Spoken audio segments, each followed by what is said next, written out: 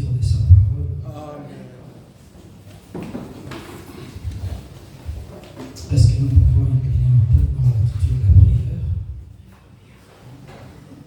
Éternel Dieu, nous avons écouté les hommes politiques puissants parler, mais leurs discours n'ont pas changé notre vie. Lorsque nous avons écouté Dieu parler, nous avons quitté le monde et aujourd'hui nous sommes chrétiens. C'est à cause de cette parole, Père éternel, que nos vies ont été transformées. Alors que nous voulons t'écouter ce soir, oh Dieu, à travers l'homme que tu t'es choisi, nous nous recommandons, ô Père, entre tes bonnes et saintes mains. Permets que ton Esprit Saint puisse régner au milieu de nous du début jusqu'à la fin. Père, ma prière est que, même dans le moindre détail de ce message, que tu puisses parler particulièrement aux frères et à mes sœurs. J'intime l'ordre aux puissances de ténèbres de libérer cette enceinte dans le nom de Jésus. Ainsi priez avec foi. Amen. Amen. Nous pouvons intituler la grâce de Dieu le thème de ce soir comme les circonstances actuelles ne peuvent annuler ta destinée. Amen. Les circonstances actuelles, ce que tu vis actuellement, ne peut changer le plan de Dieu ou la destinée que Dieu a prévue pour toi.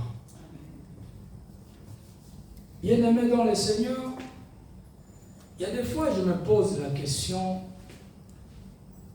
l'Église qui est grande doit avoir combien de membres? Un jour, en voyage missionnaire en Angola, un homme de Dieu me donne sa chair pendant 2 semaines. Ne sachant pas que l'église était, comme les gens peuvent le taxer, une petite église, je m'étais consacré, je prêchais la parole comme il faut pendant 2 semaines, matin et soir. Alors que le quorum pouvait avoir que moins de 10 fidèles. Mais la façon dont j'ai présenté la parole pendant les 2 semaines, le diacre qui m'écoutait, il me dit, mais pasteur, depuis que nous sommes ici avec l'homme de Dieu pendant plusieurs années, on n'a pas vu un prédicateur qui vous prêche comme ça, alors qu'il y a 5 ou 3 fidèles seulement. Et pendant 2 semaines, c'était merveilleux. Vous savez quoi? À la clôture de la 2e semaine, le dimanche, j'avais 9 fidèles devant moi. Mais j'ai prêché. Écoutez, prédicateur.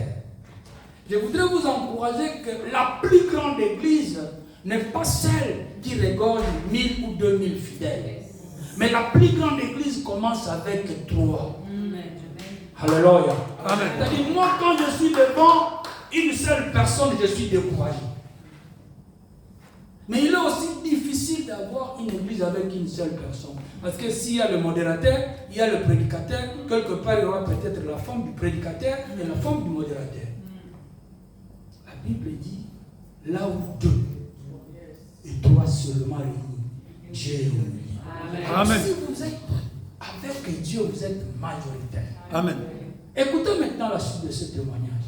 J'ai travaillé, l'église ne pouvait pas me bénir alors que loin de 2009, c'était le boom économique, quoi. Mais le diacre qui était stupéfait de ma façon de faire les choses, c'est lui qui m'a béni plus que toute l'église. Maintenant, un collègue serviteur m'amène chez un pasteur que je ne connaissais pas à l'époque, c'est l'évangéliste Serge Moué. À loin dans l'époque, donner la chair à un prédicateur qui vient de Kinshasa, qui n'est pas connu, c'était un peu difficile. On arrive dans le bureau de pasteur Mboy. Après avoir parlé avec Serge, il me pose la question, l'homme de Dieu, depuis que tu es à Luanda, tu as prêché où? J'ai dit, j'ai prêché chez tel, j'ai fait 2 semaines. Il dit, quoi? Chez lui, là, tu as fait 2 semaines? Matin, soir, matin, il dit, oui, j'ai travaillé. Alors que lui venait de fuir 3 jours après, quand personne ne s'est présenté, il a coupé. Mais moi, je suis allé jusqu'à 2 semaines. Il m'a dit, pasteur, à cause de ce témoignage que j'ai entendu, je te donne la chair, je bouleverse mon programme. Le lundi, tu commences le message. Amen. C'est là où j'ai compris dans la vie, il ne faut pas faire les choses bien lorsqu'il y a une foule. Exercez votre ministère comme il faut. Prêchez même devant 5 personnes comme s'il y en avait 1000. Et parmi les 5, Dieu va susciter quelqu'un qui va peut-être le soutenir. Si pas aujourd'hui, mais plus tard, votre ministère. Lorsque maintenant un prédicateur parle, là nous entrons dans le message, il faut faire attention. Il y a des gens, lorsqu'on introduit le message, ils sont un peu distraits. Ils attendent peut-être que les choses merveilleuses vont se chauffer au développement, soit à la conclusion. Mais écoutez un conseil du Père ce soir. Dieu n'agit pas seulement au développement d'un message, moins encore dans la conclusion, mais il peut agir soit au début, soit au milieu, ou soit à la fin.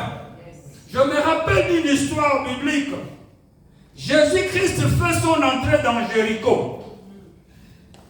Quand il entre dans Jéricho, Zachée n'était pas à la sortie de la ville, mais c'était à l'entrée qu'il a vu Zachée. Et qu'est-ce que le Seigneur a dit à l'entrée? Zachée, hâte-toi de descendre, je vais demeurer chez toi. Mais écoutez que le Seigneur de gloire puisse demeurer dans la vie d'une personne. Si cette personne était malade, il devient qui? S'il était pauvre, il devient qui? C'était à l'entrée de la vie. C'est ça l'introduction d'un message. Amen. Un autre jour, le Seigneur entre dans la ville, la même ville de Jéricho, il ne rencontre personne. Mais à la sortie, la Bible dit, il y avait qui? Un Bartimée qui pouvait crier. C'était à la sortie.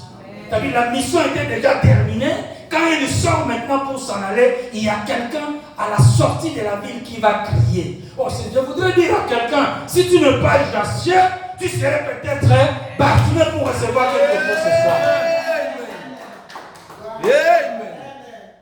Les circonstances présentes ne peuvent annuler, ne peuvent obstruer ce que Dieu a prévu pour toi. Tous les leaders, tous les hommes de Dieu qui ont été élevés, ils ont passé par la souffrance. Ils ont passé par des humiliations terribles dans les vies. Et le chemin qui prépare vers l'élévation s'appelle l'humiliation. Quelqu'un qui n'a jamais été humilié ne peut s'attendre à une élévation. Ça, c'est ça la voie de Dieu. Il y a un homme qu'on appelle Abraham. Il devient Abraham après, mais il est Abraham. Dieu veut élever cet homme, mais regardez là où il va tirer cet homme d'Abraham. Dans une famille qui n'avait pas le respect de tous ceux qui pouvaient habiter la cité de Ur, ou le pays de Ur. Un papa de 75 ans qui est toujours sous le toit de son père et de sa mère. C'est-à-dire même Terah était étonné de voir comment j'ai donné naissance à un garçon que j'ai nommé Abraham. De 0 jusqu'à 75 ans, il est avec moi. Il s'est marié même dans ma maison. Et vous pensez qu'Abraham était honoré dans sa famille? Les gens pouvaient le doigter, mais ça c'est quoi? Un garçon en réalité, quand on est dans le village, c'est à 16 ans qu'on peut chercher son ghetto ailleurs. Mais dans la ville, après les études, 22, 23 ans, ceux qui ont des esprits éclairés doivent le quitter. Mais écoutez maintenant comment cet homme pouvait être humilié.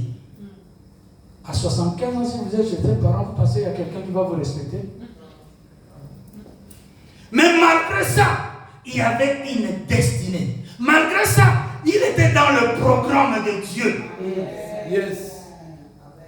Ils sont tous nés d'abord stériles avec son épouse.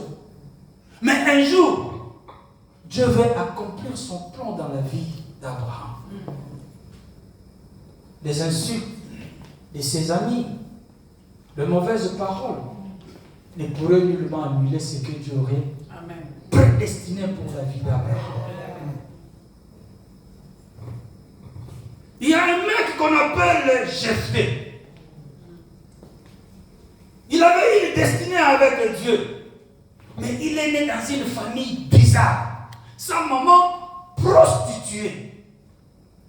Il serait souhaitable d'être né dans une famille dont la maman est pauvre que d'avoir une maman prostituée. Quelque part, peut-être les amis sont passés par là. Imaginez que vous avez un ami. Non, là, il y a des enfants, on peut parler, ils ne sont pas dans l'église où on parle de bêtises. Alléluia. Mais je dirais, dans un langage clair, vous avez un ami qui fut amant de votre maman. Et si vous parlez maintenant avec cet ami-là, vous avez des problèmes d'argent ou un problème au service, quel est le langage qui va terminer dans vos difficultés-là, dans vos différends-là? Le point fort, c'est le quoi? Attention! Attention, je te dis attention. J'ai des choses que je garde contre toi ici. Si j'ouvre ma bouche, ça serait un scandale. Et toi, tu vas faire un effort de connaître, de savoir quel est le secret que cet ami a qui va faire un scandale. Mais connaissant alors que maman fut une femme légère, si vous êtes intelligent, vous allez comprendre. Attention, attention. Il faut négocier avec cet ami pour qu'il ne dise pas cette vérité. Cet homme, Jephthé, malgré sa mauvaise position, il n'avait pas le respect de ses demi-frères. Ce qui était censé de le respecter comme étant l'aîné de la famille, ne pouvait pas le respecter. Mais tous ces insultes, cette manque de considération n'a pas annulé le plan de Dieu dans ta vie.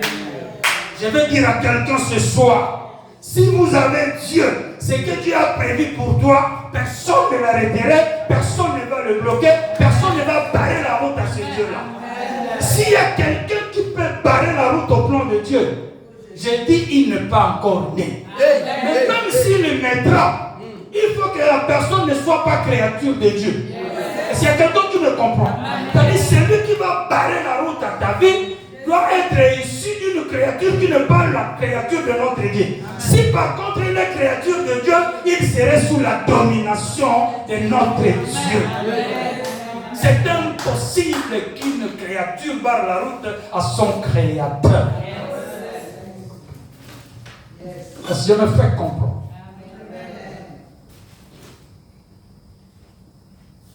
Il y a un David. J'ai dit, lorsque je médite sur la vie de David, je me dis, est-ce que cet enfant était issu d'un lien légitime? Dans mon raisonnement, je dis non. Dieu mandate le prophète pour aller oindre le roi dans la famille d'Isaac. Il arrive à Bethléem. Isaac présente ses enfants.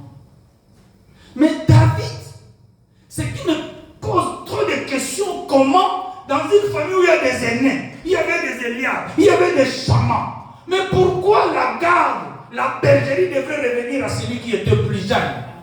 Cet enfant de David ne vivait pas dans la ville comme ses frères. Quand tout le monde était peut-être joué aux dames dans le kicker, partout dans le petit boîte, lui passait toute la journée derrière le brebis dans la brousse. Mais quand le prophète vient,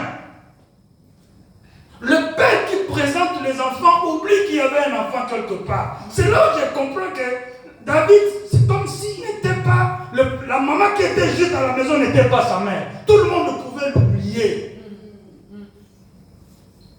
On présente tous les enfants, c'est le prophète qui va insister, sont ceux-là seulement, sont ceux-là des fils. Il se rappelle, dit, oh, Alléluia. Oh, je vais dire à quelqu'un. Et ça, il peut t'oublier. Mais Dieu au ciel ne t'oubliera pas. Les hommes peuvent t'oublier, mais l'Éternel ne t'oubliera pas. Mais il y a le plus jeune. Le plus jeune est où? Il est absent dans la ville, mais il est derrière les brebis dans la brousse. C'est pourquoi j'ai dit, le plan de Dieu dans ta vie ne peut être annulé. Malgré les circonstances, il est oublié par son père. Et même ses frères ne peuvent pas rappeler au prophète que nous avons un frère qui n'est pas présent avec nous. Tout le monde s'est tu. Mais là où les hommes peuvent se taire, ils entendront la voix de celui-là qu'on ne peut pas empêcher de parler. Dans la lecture que nous venons de lire, il y a un homme, Jacob, qui a ses enfants. La plupart de ses enfants sont venus facilement au monde avec soit Léa, soit Zilpa, soit Bila.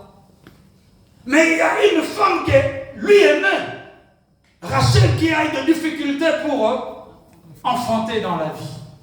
C'est pourquoi je vous ai dit, les hommes de valeur, les hommes que Dieu valorise plus tard, les chemins par lesquels Dieu les amène n'est pas facile. C'est souvent des chemins épineux, rocaillés. Rachel, qui est stérile, va avoir un enfant qu'on va donner le nom de Joseph, alors que Jacob était déjà vieux. Et après Joseph, il y aura Benjamin. Mais l'enfant qui vient n'avait pas les comportements de ses frères aînés. C'est lui qui était un rapporteur de toutes les bêtises que le grand frère faisait dans la vie.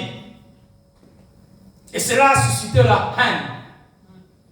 On n'était pas content de ces multiples rapports auprès de leur père. Mais cela n'a pas empêché que cet enfant soit aimé par son père. Et la Bible dit, on a cousu une tunique à plusieurs couleurs. Ça a été déjà plusieurs fois expliqué.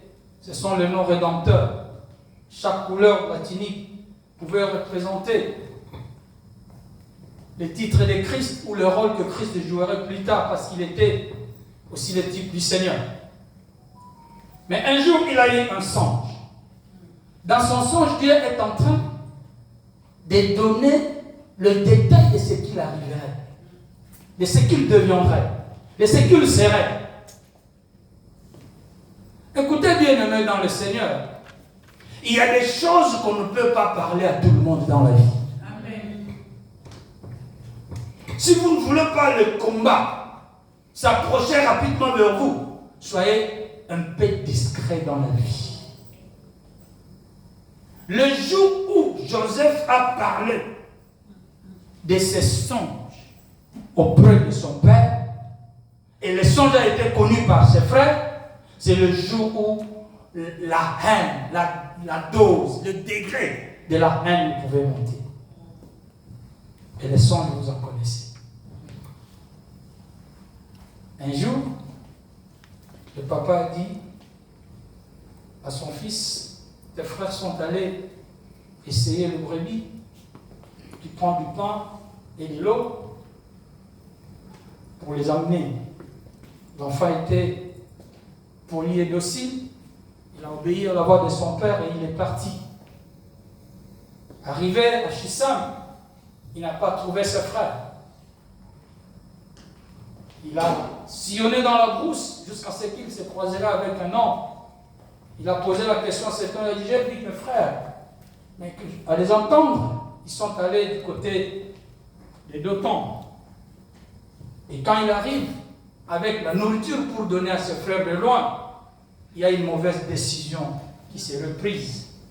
Voilà l'homme des songes là. Nous allons le tuer et nous allons voir qu'adriverait, qu'est-ce que ces songes vont produire après. On l'a saisi. Quand il donne la nourriture, il a fait le pied. Il était fatigué. Il avait soif. Il avait faim. En principe, on devrait partager la nourriture avec celui qui a porté la nourriture. Mais on l'a pris, on l'a mis dans une citerne. Mais la citerne était à sec. Alléluia. Amen. Écoutez, cette citerne est en quelque sorte l'image d'un tombeau qu'on a enterré la vie de Joseph. Écoutez une révélation, frère. Lorsque vous mangez une mangue, à l'intérieur, il y a quoi? Il y a le noyau. Vous mangez la chair, mais le noyau est gardé. Pour que le noyau puisse produire d'autres mangues, il faut faire quoi? Il faut enfouir les noyaux dans le sol. C'est-à-dire, Joseph étant un fruit, il ne devait pas produire beaucoup de choses s'il n'était pas enfoui dans le sol, dans ses citernes. Je voudrais dire à quelqu'un, les gens qu'on a honorés, souvent ne feront rien dans la vie. Je suis dans le Bas-Congo. J'achète mes safous. Maman Claudine, vous connaissez les safous? En français, les safous, c'est quoi? Il y a un nom que j'ai vu dans les dictionnaires, mais c'est... Prine. Quoi? Prine. Trine. La prine. Non, c'est La prime. La prime. C'est pas une prime. Maman Claudine. Il n'y a pas de nom en français. Si, la prine. Voilà, prime. Bon, C'est un fruit. c'est un fruit. C'est un fruit qui se mange lorsque vous mettez dans l'eau tiède et puis ça devient molle, vous mangez.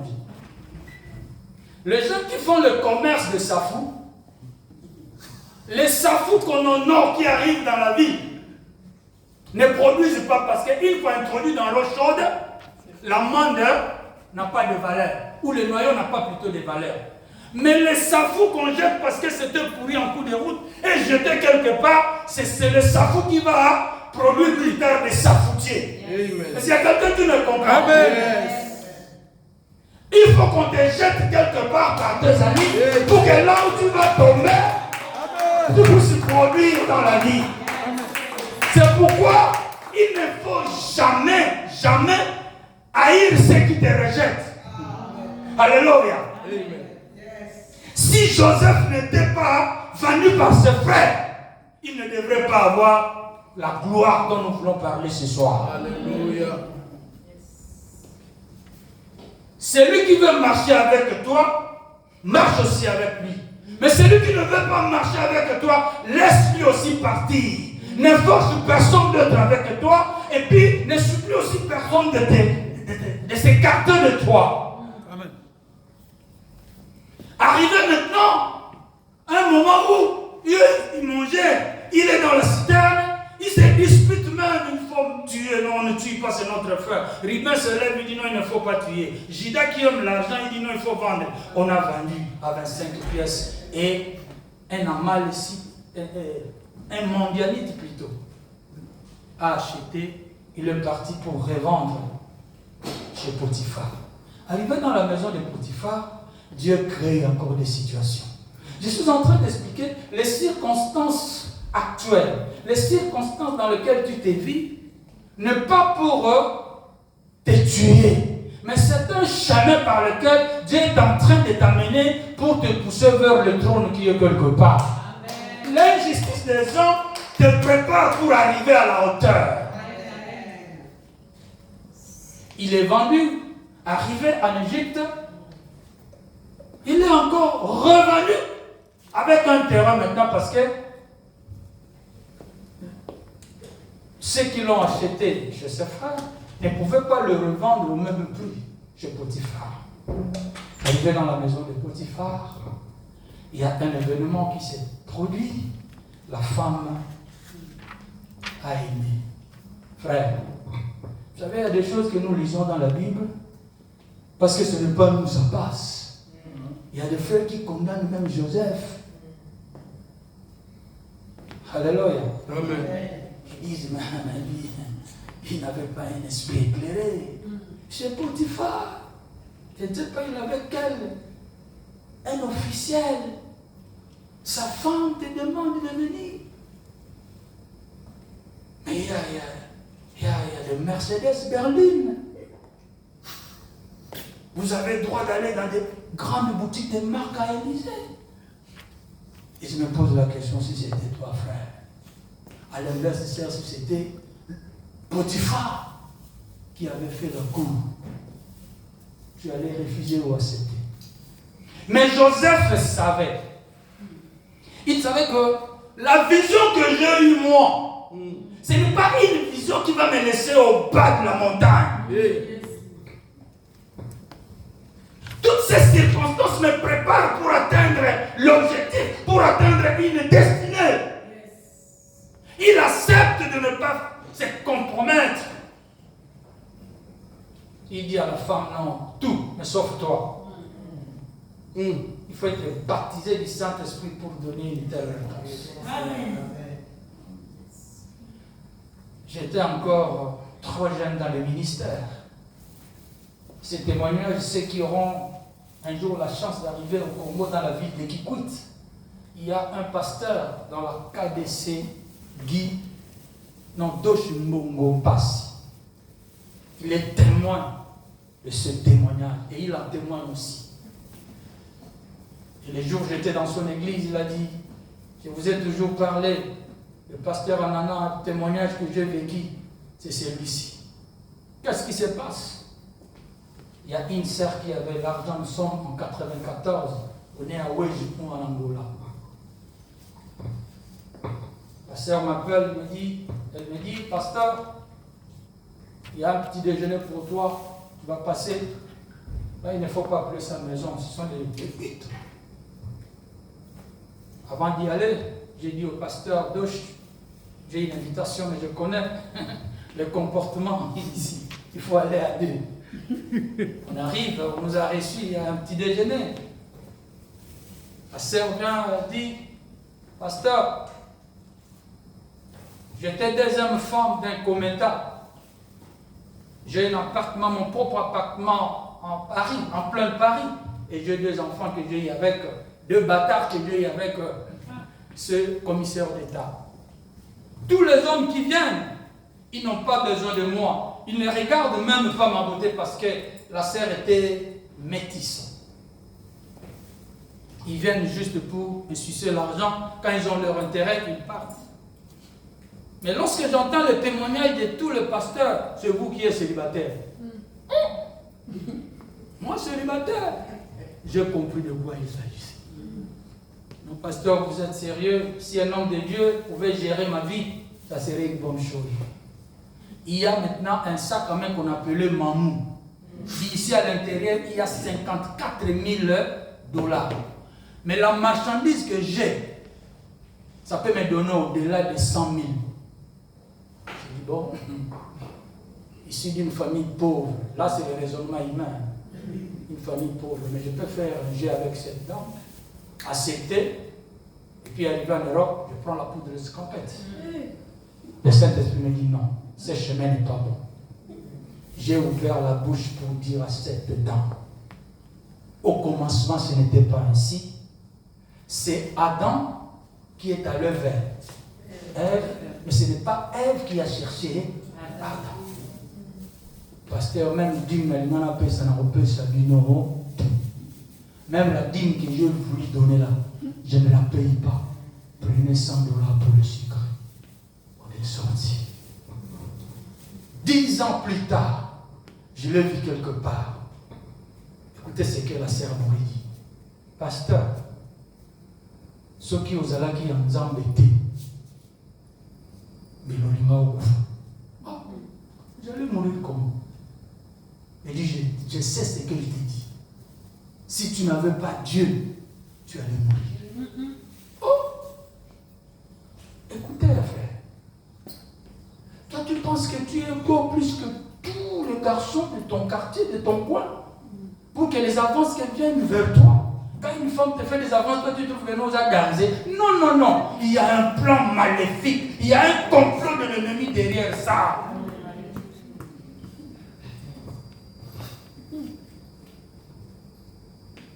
Joseph dit non.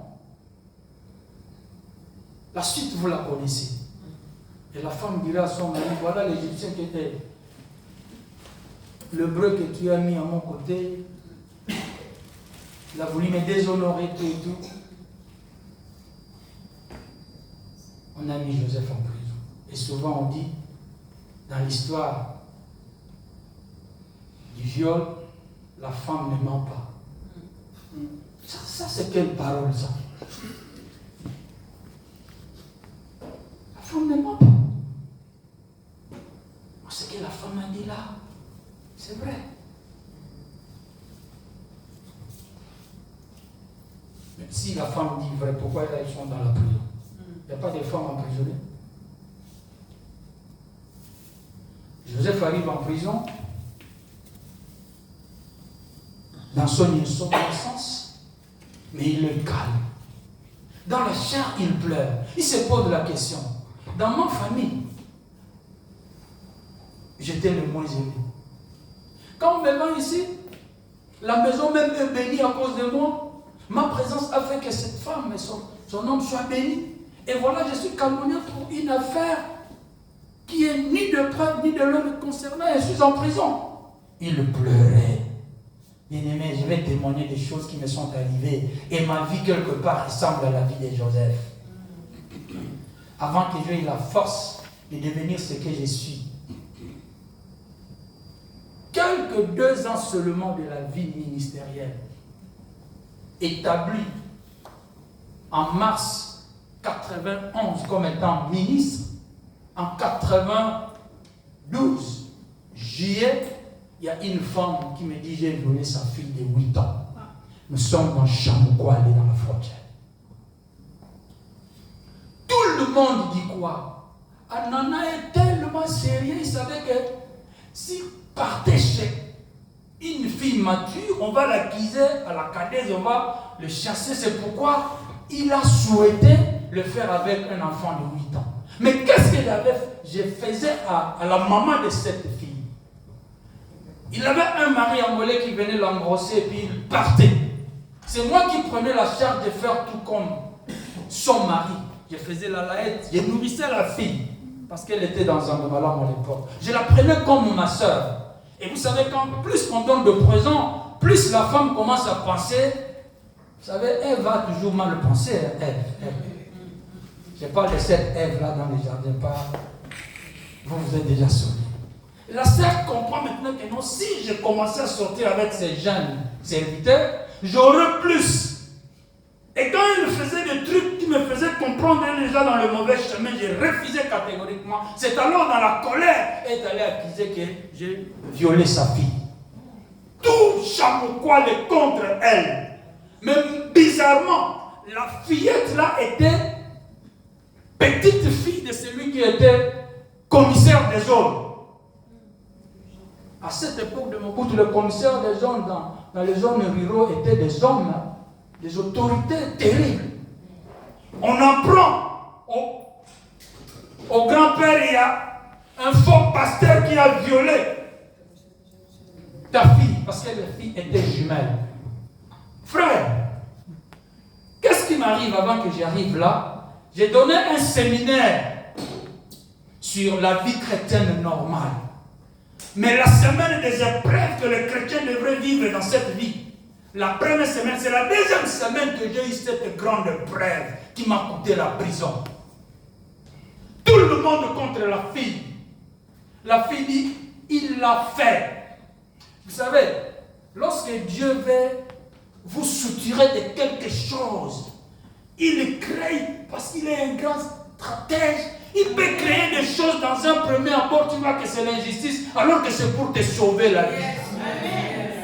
On m'arrête, j'ai été escorté comme un voleur, un vulgaire voleur, quitté Chamoukoualé jusqu'à Kaemba, c'est 125 km.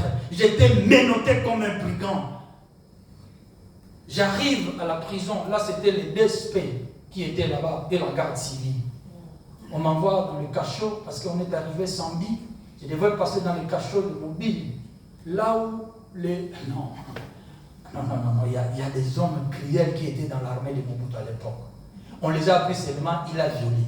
Frère, quand vous volez et que vous subissez le châtiment parce que vous êtes conscient que vous avez volé, là, vous êtes un peu consolé. Parce que c'est le mal que vous avez commis. Mais si vous êtes innocent, vous souffrez comme innocent, la douleur était tellement grande, je me disais, il faut abandonner. Là, je viens de la musique profane. Et les amis me disaient, cette vie-là que tu as choisie, c'est une mauvaise vie. On ne peut pas devenir pasteur trop jeune comme ça. Mais j'avais accepté parce que je savais que dans le monde, je n'ai pas reçu quelque chose. Dans le monde, je n'ai pas bénéficié, mais avec Dieu, j'aurai quelque chose. Le dimanche comme ça, je vois le chef coutumier qui vient. Il commence à m'intimider.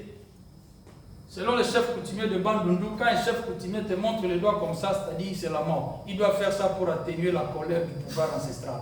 Il me fait comme ça, je dis, chef, si vous êtes chef, je suis à Kaemba, nous sommes pendant la saison sèche. Mais il est vrai que dans vos mystiques là, vous avez le pouvoir de tuer par la foudre, même quand il fait, encore quand c'est le sec.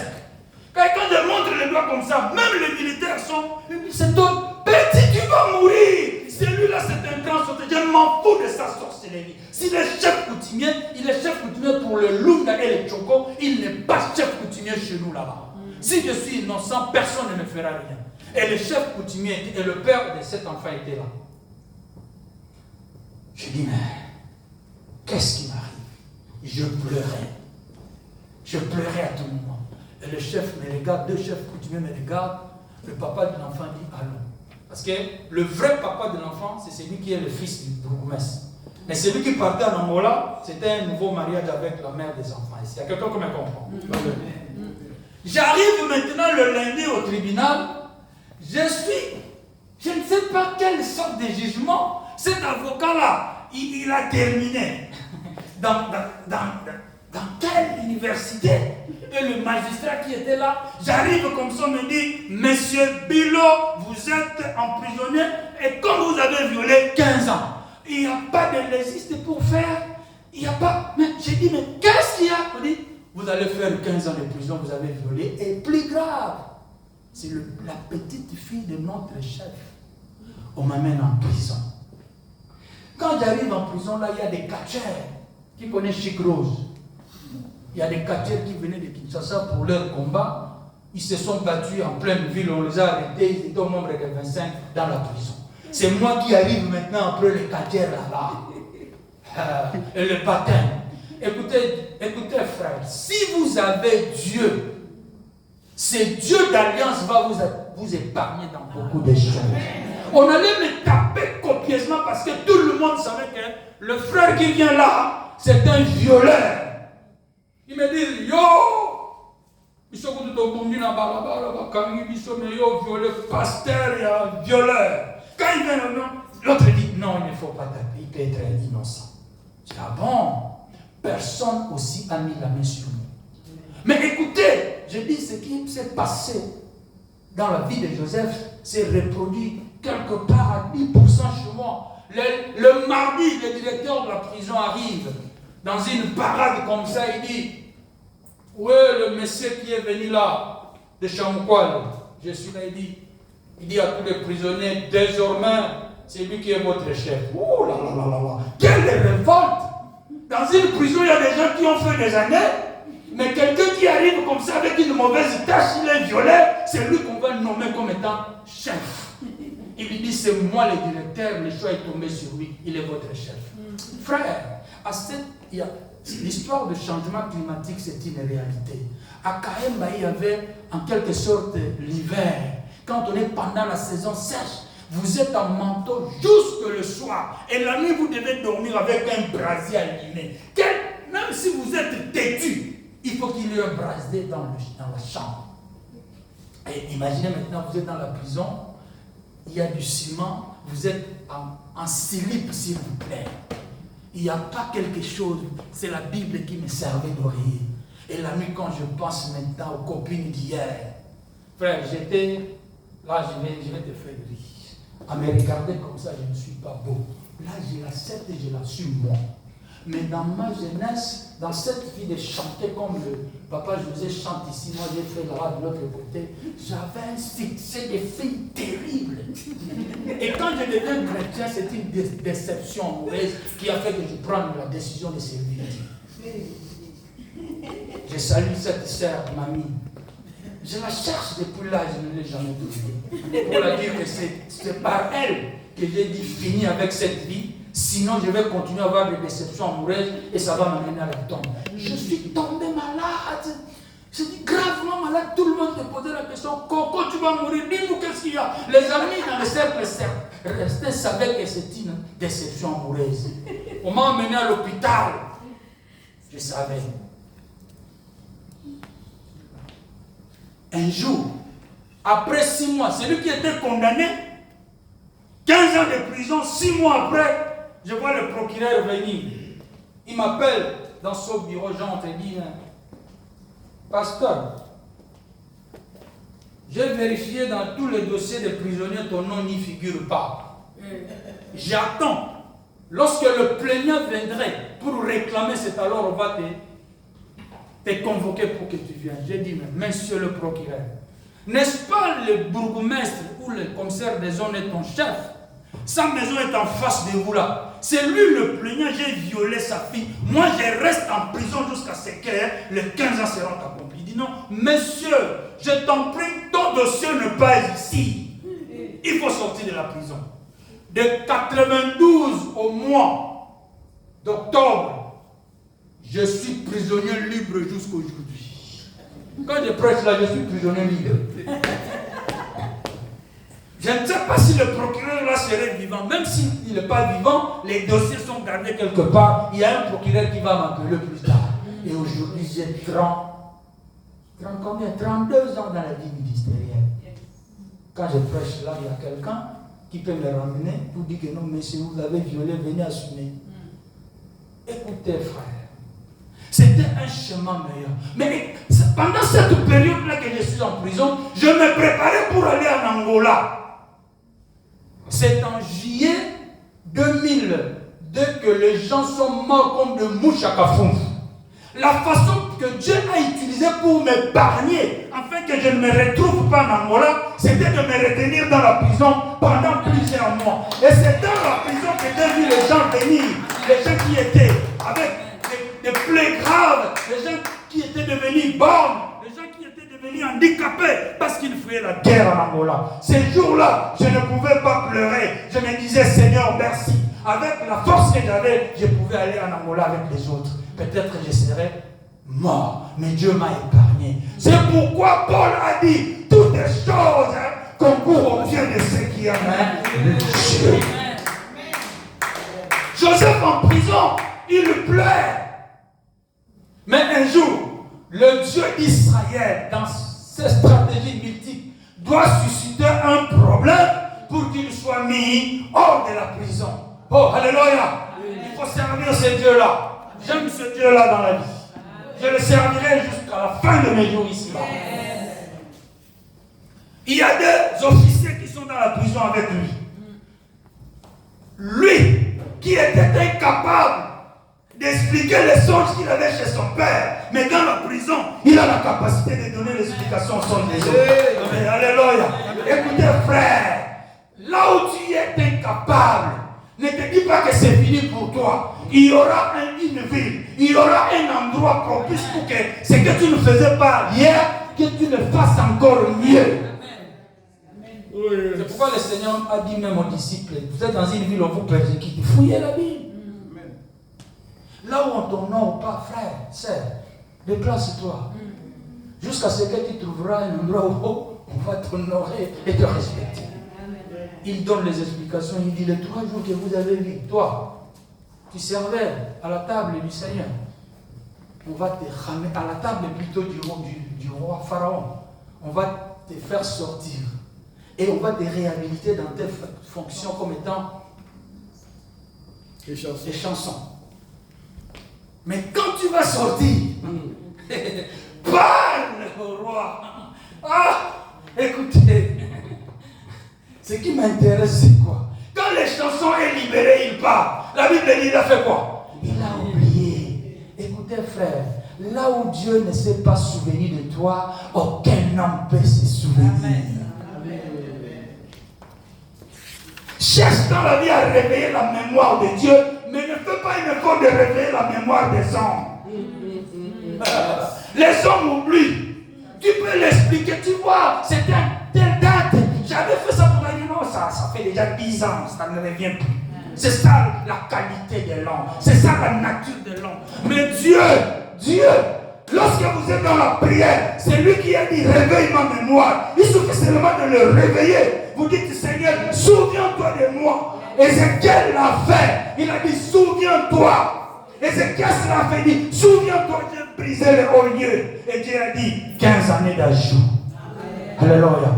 Mais le chanson, quand il est sorti, il s'est dit, non, c'est fini. Il ne pouvait même pas parler.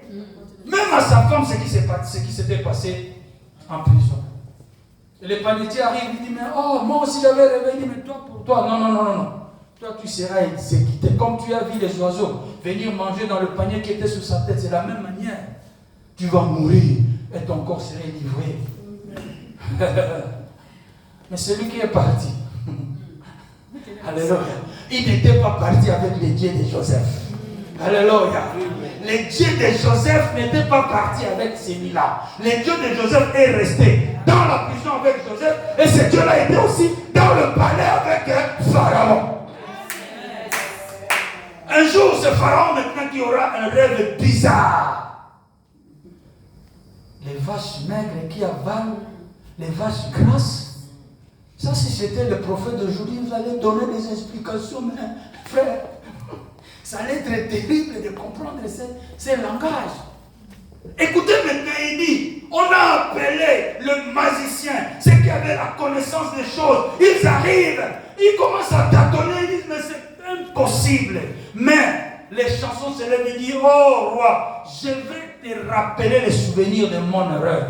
Quand j'étais en prison, on avait un jeune hébreu. Il a donné l'explication de notre songe et les choses se sont déroulées exactement. Tu m'as libéré, aujourd'hui je te sers, mais mon ami, le collègue officiel a été exécuté. On dit à la hâte. Alléluia. Notre Dieu, c'est un Dieu qui va te chercher à la hâte. C'est un Dieu qui enverrait une délégation pour toi. Lorsque Joseph va en prison, il n'y avait pas une délégation. Il était peut-être dans une voiture enfermée, dans une équipe enfermée, sans une délégation importante. Mais quand il est ramené pour aller voir le roi, la Bible dit, on lui a amené les habits, on l'a rasé. Mais maintenant la coiffe, ce n'était pas une coiffe à la manière des prisonniers. Je vais dire à quelqu'un ce soir, si vous êtes en prison, il y aura un jour, que le roi aura besoin de toi. Il dit, il a donné les explications, allez prendre Joseph. Oh, quand Joseph sort de la prison, on ne le ramène pas dans une voiture de prisonnier. Non. Là, c'est une voiture officielle qui cherche Joseph. Oh, alléluia. Servez Dieu dans votre vie. Si vous êtes dans l'alliance avec Dieu, les choses ne vont pas pourrir éternellement dans votre vie. Si vous êtes dans l'alliance avec Dieu, il y aura un moment où la souffrance prendra fin. Et je voudrais dire à quelqu'un, ce qui est éternel, c'est ce qui n'a pas commencé. Toute chose qui a eu un début aura une fin plus tard. La souffrance que tu dois redouter, c'est une souffrance qui n'a pas commencé. Et s'il y a quelqu'un qui comprend, quelque chose qui n'a pas commencé peut m'effrayer. Parce que ce qui n'a pas commencé n'aura pas de fin.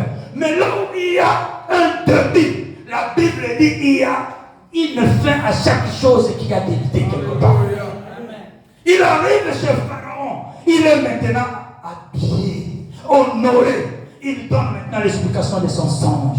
Il dit, voilà, roi, il y aura une période de 7 ans d'abondance et il y aura une période de 7 ans de sécheresse dans le pays. Le pharaon dit, mais non. Même magicien incapable de pouvoir déterminer le sens de ses songes. C'est lui qui a l'intelligence, c'est celui qu'on va donner aussi la responsabilité, la gérance. C'est toi qui deviens le chef. Un premier ministre est nommé, pas par ordonnance, mais à la hâte. La personne ne signe. Il n'y a pas il n'y a pas un conseiller chargé à la communication dans un journal de 23 heures qui dira oh non, il est nommé Premier ministre. Non, c'était à vivre voir comme ça. Désormais. Il est Premier ministre. Je vous pose maintenant la question. La femme de Potiphar, quand on l'a appris que c'est lui que tu as connu, celui-là est devenu le chef de ton mari. Un Potiphar et sa femme. AVC. Il y a une chanson qu'on chantait. Zalanamba. Qui connaît ça? Mbango. Il faut maintenant courir. Il faut Zalanamba quand on te dit que non, c'est lui là que tu dois être là. C'est lui qui est maintenant le Premier ministre. Le petit que tu avais calmonié, c'est celui-là qui est maintenant Premier ministre. Il a dit à son mari, attention, c'est le temps pour moi d'aller dire à la justice que ce que j'avais dit, c'était un mensonge. Il y aura un temps que les gens vont passer au démenti. J'ai dit, il y a un moment où les gens vont passer au démenti. Ce qu'ils avaient déposé sur toi, personne ne les enverrait. Personne ne va les forcer. Mais ils diront, effectivement, ce que j'avais dit pour celui-là, c'était un mensonge. Pardonnez-moi.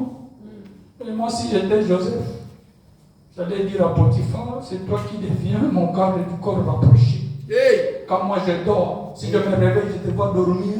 Oh. Il va aussi en prison comme moi. Écoutez, personne ne pouvait barrer la route à ce que la destinée de Joseph puisse s'accomplir. C'est que Dieu a prévu pour toi. Les avantages que Dieu a préparés pour ta vie. Personne ne peut les changer. On peut changer autre chose, mais pas la destinée. On peut changer l'adresse de quelqu'un. On peut changer la carrière de quelqu'un. On peut changer la profession de quelqu'un. Mais quand dans la destinée, personne ne peut changer. Je dirais tout haut que la destinée, c'est Dieu lui-même. Écoutez maintenant. Ici, dans les Exodes, il y aura des choses merveilleuses par la grâce du Seigneur. Amen.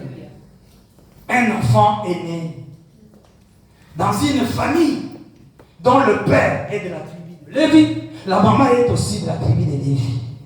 Mais cet enfant est l'ombre du Seigneur Jésus-Christ. Amen. Or, le vrai Seigneur était ici. Le père Joseph qui l'a adopté était de la tribu de Juda. Et Marie était de la tribu de Lévi. Or, en Christ, il y avait et la royauté et la sacrificature. Mais maintenant, Moïse qui est né, qui est l'ombre du Seigneur, papa et maman sont de la tribu de Juda. La tribu de Lévi plutôt. Il y a l'absence de la royauté. Mais écoutez la stratégie de Dieu. Oh, bien-aimé dans le Seigneur. Là où Dieu est en train de frayer, personne ne peut bloquer. Là où Dieu est en train de préparer, il n'y aura pas d'ambition, il n'y aura pas d'obstruction, il n'y aura pas de barrière. La Bible dit qu'il y a un ennemi royal. Il faut tuer les enfants mâles qui naîtront pour qu'ils ne prennent pas. Un jour plus tard, la royauté. Les enfants doivent être jetés dans le Nil. Mais écoutez, dans cette histoire, nulle part, j'ai lu dans la Bible qu'il y a des enfants qui ont été jetés. Ça, on a dit seulement on a jeté, mais on n'a pas dit le nombre d'enfants qu'on avait jetés. Mais on nous parle maintenant que d'un enfant qu'on a jeté, mais qu'on a récupéré. Alléluia. La Bible dit, la maman de Moïse, Joquelet, a pris sa fille.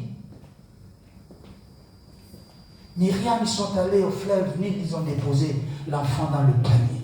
Écoutez, Jésus-Christ n'a pas été mis dans la crèche comme les catholiques nous ont présenté la crèche comme quoi? Comme un panier, non? Ils ont pris ça dans Moïse. Ils voulaient faire un raccordement entre le panier et la crèche. La crèche, c'est autre chose. La crèche, c'est la mangeoire. C'est autre chose. Ce n'est pas là où nous sommes aujourd'hui. La Bible dit, la fille, Myriam, était de loin pour regarder ce qui va se passer.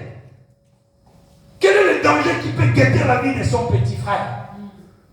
La Bible dit, l'enfant, la fille de Pharaon a quitté la maison, descendre pour aller se baigner avec ses compagnes. Est-ce qu'il y a quelqu'un qui comprend déjà quelque chose? Amen. La fille a quitté le palais royal, elle est allée à 22 km, parce que Memphis et le fleuve Nil, c'est 22 km à peu près, pour aller se baigner avec ses compagnes.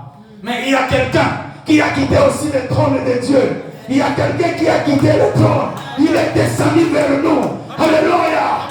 C'est-à-dire, la fille de Pharaon ici, elle est type de celui-là qui est descendu aussi pour chercher quelqu'un. Et la Bible dit, quand ils arrivent pour se baigner, c'est la fille, elle, la fille qui voit le panier. Ce n'est pas les compagnons qui ont vu. Oh, je voudrais dire à quelqu'un, ne cherche pas que les hommes te voient. Si les hommes te voient, ils ne feront rien. Ce ne sont pas les compagnons, mais c'est la fille elle-même qui a vu. Mais écoutez le rôle qu'il a donné maintenant à ses compagnons. Ils ont dit, allez prendre maintenant le panier. Oh, écoutez, lorsque celui-là a quitté le trône pour venir, il est venu avec ses compagnons, et ses compagnons se faisaient 4 et 11. Alléluia. Nous sommes les compagnons. C'est Dieu qui voit. C'est le Seigneur Jésus qui voit. Il nous dit allez prendre. Mais quand nous prenons maintenant l'ouverture du panier, ce n'est pas aussi les compagnons. C'est elle-même qui va ouvrir. Alléluia. Écoutez, ne cherchez pas que les hommes ouvrent pour ta vie. Ne cherche pas que les hommes ouvrent. Il faut que le Seigneur lui-même, comme la fille de Pharaon a ouvert la caisse elle-même, c'est le Seigneur qui doit ouvrir pour ta vie. Alléluia. Et quand elle a ouvert, la Bible dit, elle a vu un enfant qui pleurait. Pourquoi l'enfant devrait pleurer? Alléluia. L'écrit a une importance majeure dans la vie chrétienne. La Bible dit, quand elle l'a ouvert, l'enfant pleurait. C'est alors le cri de l'enfant a fait que la fille de Pharaon puisse avoir pitié de l'enfant. Alléluia. Dans la vie chrétienne, il faut crier. Si tu ne cries pas, Dieu n'aura pas pitié de toi. Amen. Si tu ne présentes pas le cri devant Dieu, Dieu n'aura pas pitié de toi. Il est écrit dans le psaume, quelque part, je pense 6-5, que notre Dieu est celui qui entend. Il entend les voix de nos larmes, les cris de nos larmes. Lorsque vous êtes en prière, frère, s'il faut prier avec larmes, prie. Quand vous priez que vous pleurez, Dieu écoute les paroles, mais dans le larme qui coule, il y a encore un message dans le larme que personne n'écoutera. Il y a encore une prière dans le larme que personne n'entendra. Il y a encore une prière dans le larme que personne ne comprendra. Dieu seul comprend. Quand elle a ouvert, l'enfant a pleuré, c'est alors elle a eu pitié. Écoutez, si Dieu n'a pas pitié de toi, personne n'aura pitié de toi, frère. Amen. Il ne faut pas chercher l'estime des gens. Il faut chercher l'estime de Dieu. Si Dieu n'a pas pitié de toi, les hommes n'auront pas pitié de toi. Il faut aimer Dieu. Pourquoi? Là où les hommes vont te blesser, Dieu va te guérir. Là où les hommes vont t'abandonner, Dieu va te recueillir. Là où les hommes vont t'humilier, Dieu te lèvera. Amen. Il ne comprend rien. Les compagnons étaient là. On les a seulement envoyés d'aller prendre. Écoutez, frère, nous avons besoin seulement d'amener les gens vers Christ. Leur intérieur, ce n'est pas nous. Façonner leur intérieur, ce n'est pas nous.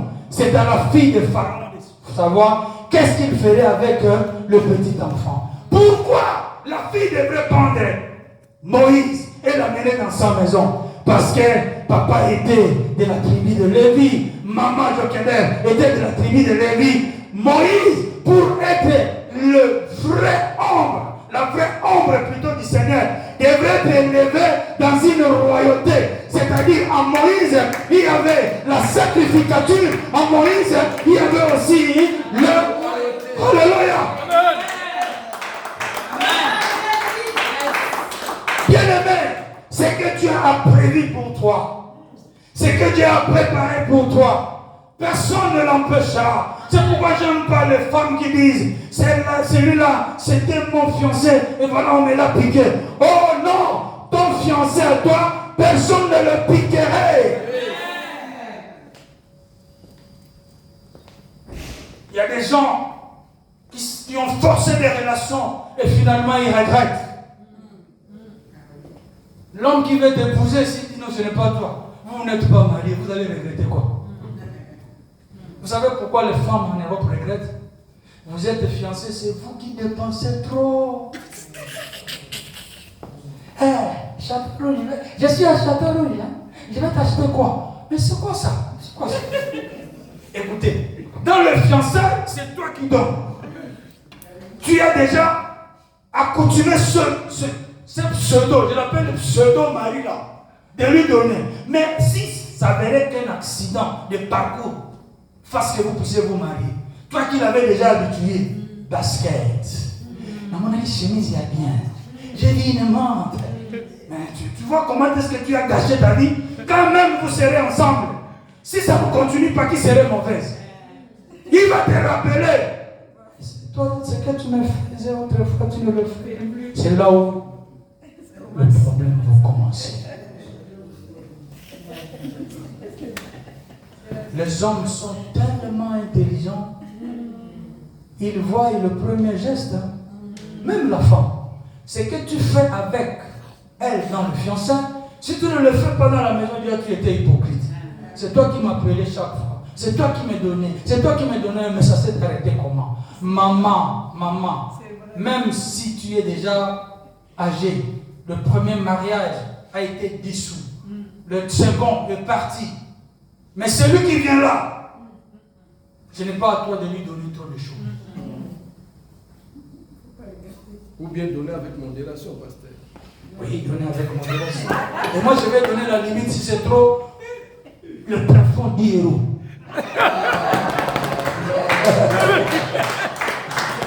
C'est à toi l'homme de donner sans plafond. Mais la femme doit avoir un petit plafond. Alléluia. Parce qu'un homme, c'est l'homme qui prend en réalité la femme en charge. Même si la femme travaille, c'est bien. Le pays a obligé comme ça. Mais là où nous venons, nos mamans travaillent où? Non, j'ai des problèmes avec mon épouse. Elle n'assume pas ses charges. Ça, c'est un langage de faible. Quand une femme ne veut pas assumer, laisse-la d'abord. Laisse-la d'abord. Mais toi, tu dois assumer tout. Ça, je parle comme étant congolais. Là, je ne parle pas comme français. Là, je parle comme congolais. Mais yo peux maman sur le zanandambo, c'est petit. Voilà. Alléluia. Dieu fait que nous puissions marcher avec lui. Les hommes auront des calculs différents de celui de Dieu pour nous, contre nous-mêmes. Mais il y a un Dieu qui a tout planifié dans la vie. Ce témoignage édifiant pour clôturer le message. Nous sommes dans la ville de Montjuïc. Toujours. Toujours. C'est là où j'ai mangé la viande du chien qui est aussi une belle viande. Oui, j'aime ça. J'aime ça, c'est bien. Ce que vous n'avez pas encore goûté, il ne faut pas insulter ceux qui en consomment. Il y a une fille qui n'avait pas une bonne apparence. Elle était choriste, mais à chaque fois quand il y a séance de répétition, elle venait avec son balai pour mettre la propriété à l'église. Elle était issue d'une famille minable, très très pauvre. Vous savez, il y a des femmes qui sont jolies, mais leur position sociale ne reflète pas sa beauté. La saleté étouffe. Lorsque le corps d'une fille n'est pas bien entretenu, même le sourire là, personne ne verrait son sourire. La fille venait à tout moment avec des jupes en boursac. En Londres, on appelle ça un Rio. c'est-à-dire les jupes à rayons.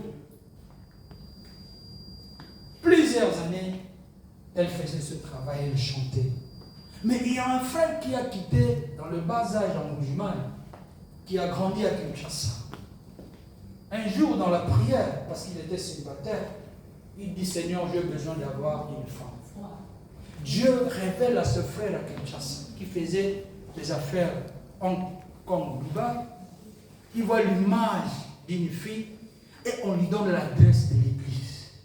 Écoutez frère, Dieu n'est pas comme nos prophètes aujourd'hui qui t'attendent. Non, là-bas, parmi ces femmes-là, il y a une femme qui a des bavates. Non, ça, ce n'est pas notre Dieu, ça. Ou bien vous êtes prophète, ou bien vous êtes un tâtonneur. Dieu donne l'adresse, il donne la physionomie de la femme. Mais le frère, ayant des moyens, il a déjà construit, il a des magasins, mais il veut l'image de la fille. Quelle boucha, on appelle ça boucha l'animal. Le frère se dit, mais c'est quoi ça que je vois? Il insiste. Il dit, mais non, ça c'est un cauchemar. Je ne peux pas m'envoyer à une femme comme celle-là. Et une église qui n'est pas bien bâtie. Et surtout là-bas à Moujman, il y a des je vais, parce que le frère voulait tout prix épouser une Israélite. Il y a quelqu'un qui me comprend. Amen. Et Dieu aussi a exaucé sa prière. Il voit dans la vision, il est un peu réticent pour ne pas obéir à cette vision. Mais Dieu insiste. Écoutez, Dieu, lorsqu'il veut réagir plutôt pour faire joie, donner la joie à sa fille ou à son fils, il va insister jusqu'à ce que c'est lui-là, la personne là par laquelle la gloire là doit passer. Il n'aura pas sommeil, il va dormir que le jour où il va s'accorder avec la voix de Dieu. Le frère, réticent, maintenant Dieu commence à susciter le prophète qui vient avec les ainsi dit l'Éternel. Dieu commence à confirmer. Et finalement, le frère prend la décision de prendre l'avion et de descendre en Moujman. Il a quitté au bas âge. Quand il arrive à l'hôtel, il s'informe de l'église, on lui donne l'adresse. Exactement, il dit non, c'est là, oui. Un mercredi, le soir, il arrive. Il était là, il attendait que le pasteur vienne, le pasteur ne venait pas. Mais subitement, il voit une sœur qui venait avant, avec son balai comme il l'aurait vu dans la vision. Mais avec une jupe, non. Frère, il y a des jupes et des jupes, il y a des blouses là. Quand le frère voit la sœur passer, il y a une joie dans son cœur. Il dit, c'est exactement ce que j'avais vu. Mais elle appelle la sœur qui dit Dievamai. Qui a écouté ce que je dis? Dievamai.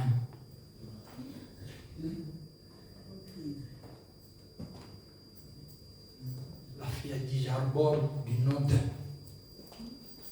L'homme a demandé ton nom, c'est quoi? La fille a donné le nom. Il dit est-ce qu'on peut s'asseoir avant que tu commences ton travail? Les balailles. Vous savez, quand vous êtes devant un homme qui apparemment est propre et chic, et vous êtes dans le débat, vous avez difficile à poser. Hein? C'est-à-dire, vous pouvez parler, mais vous n'aurez pas cette franchise-là. Vous avez peur. Mais l'homme dit, ce que j'avais vu à Kinshasa, c'est exactement ce que je vois devant moi. Je n'ai pas de chemin. Tu es la femme de ma vie. Vous savez, il y a une ville où que j'ai trouvé les choses un peu, je ne sais pas si ce sont les Français ou ceux qui sont en Europe ici peuvent dire que c'est mauvais. Là, le fiançailles n'existe pas. Oh, période d'observation. Top. Vous aimez à 10 heures. Si la fille vous accepte, elle vous amène chez le parent à 11 heures, le parent vous dit, il pose la question, Maï, oh non, papa, c'est mon fiancé. Fiancé, petit, viens, tu as combien là? Péchant. Si vous avez l'argent là en poste, quand papa dit, si c'est la troisième fille de la famille et que c'est le papa lui-même qui prend la dot, parce que c'est la coutume de l'autre côté, l'aîné, il va manger la dot, la deuxième fille, mais la troisième revient au papa géniteur. Si c'est lui, la troisième fille, c'est lui qui va manger, il te dit, donne-moi 1000. Si vous avez 1000 dans la poche, vous faites sortir, c'est ça la dot.